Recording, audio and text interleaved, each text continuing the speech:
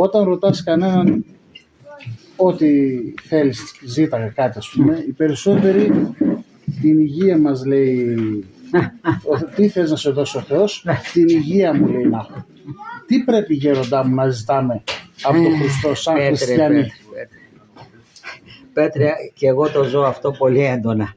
Όταν εδώ τους προσκυνητές λέω, είναι μια πολύ καλή ευκαιρία να ζητήσετε από την Παναγία να σας δώσει ό,τι θέλετε. Και τους ρωτώ κι εγώ, τι θα θέλατε να σας δώσει η Παναγία? Από τους 199 λένε την υγεία μου. Δεν ξέρουν τι ζητάνε οι άνθρωποι. Και εννοούν τη σωματική υγεία. Να είναι υγιείς, να τρώνε καλά, να πίνουν καλά, να αμαρτάνουν καλά και να μην έχουν κανένα πρόβλημα.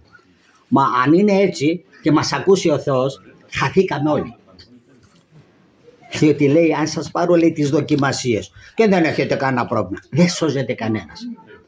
Σπάνια να ακούσω να ζητήσει κάποιος χριστιανός μας πνευματική υγεία. Σπάνιο φαινόμενο. Υγεία λέει και εννοεί το σώμα, αυτή τη σάρκα εννοεί. Για να αμαρτάνει πιο εύκολα.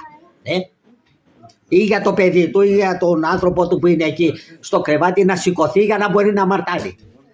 Δεν λέει να το θεραπεύσει πρώτα την ψυχή.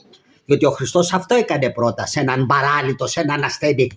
Το θεράπευε πρώτα την ψυχή και μετά το σώμα. Αλλά εμείς εκεί το σώμα να σηκωθεί. Μα άμα σηκωθεί θα το χάσεις. Θα το χάσεις άμα σηκωθεί.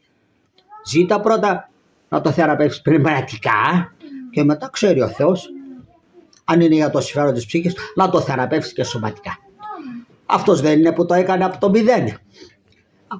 Δεν μπορεί να το θεραπεύσει και ψυχή και σώμα? Ζήτησε το.